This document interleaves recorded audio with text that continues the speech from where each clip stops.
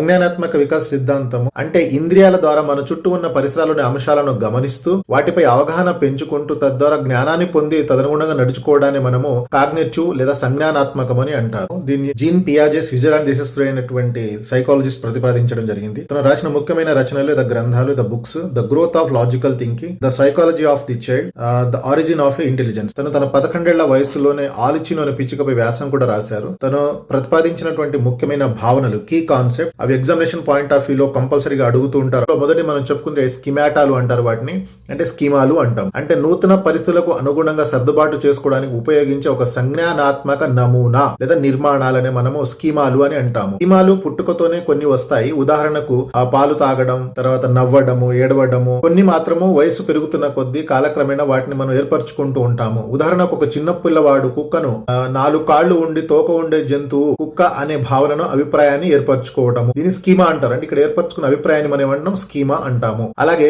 సాంసీకరణము లేదా అసిమిలేషన్ అంటాం దీన్ని మనం. అంటే కొత్త అనుభవాలని తన పాత అనుభవాలతో పోల్చి చూడడం లేదా పూర్వ జ్ఞానాన్ని నూతన జ్ఞానంతో పోల్చి చూసుకోవడము. ఉదాహరణకు ఒక పిల్లవాడు మొదటిసారి నక్కను చూసినప్పుడు తనకు కూడా 4 కాళ్లు ఉన్నాయి, తోక ఉన్నది కాబట్టి అది కుక్క అనే భావనను ఏర్పరచుకోవడము. లేదా మొదటిసారి తను ఆకాశంలో ఎగిరి విమానాన్ని చూసినప్పుడు అది కూడా పక్షి వలె ఉంటుంది, దానికి కూడా రెక్కలు కాళ్లు ఉంటాయని అభిప్రాయాన్ని ఏర్పరచుకోవడము. దీన్నే మనం సాంసీకరణం అని అంటాము. అంటే ఇక్కడ ఏంటంటే పిల్లవాడు ఆ పరిసరాలను, పరిస్థితులను తనకు అనుగుణంగా మార్చుకుంటాడు ఇక్కడ. అలాగే అనుగుణ్యత లేదా సర్దుబాటు, దీన్ని అకామిడేషన్ అని కూడా అంటాం మనం. అంటే పరిసరాలకు తగ్గట్టుగా తన ఆలోచనను మార్చుకోవడము. అంటే తను ఇక్కడ పరిసరాలకు అనుగుణంగా తను మారుతాడు. ఉదాహరణకు నక్క తోక చిన్నగా ఉందని దాని అరుపు కుక్కలాగా లేదని గమనించి అది కుక్క కాదు నక్క అనే భావనను ఏర్పరచుకోవడం లేదా జ్ఞానాన్ని మార్చుకోవడము. 4వది సంశ్లేషణ, సింథసిస్ లేదా కాంప్రహెన్షన్ అంటాం. అంటే కొత్త పరిస్థితులను అర్థం చేసుకొని విషయాలను అవగాహన చేసుకోవడం అని అర్థము. ఉదాహరణకు ఒక పొడువాటి గ్లాసులోని నీళ్లను వెడల్పు గ్లాసులో పోసినప్పుడు గ్లాసు ఆకారం మారినా దాని నీళ్ల పరిమాణం మారలేదు అని అర్థం చేసుకోవడము. దీనిని నిత్యత్వము అంటాము, కన్జర్వేషన్ అంటాము. 5వది వ్యవస్థీకరణము, దీన్ని ఆర్గనైజేషన్ అంటాము. అంటే ఒక విషయంపై చక్కటి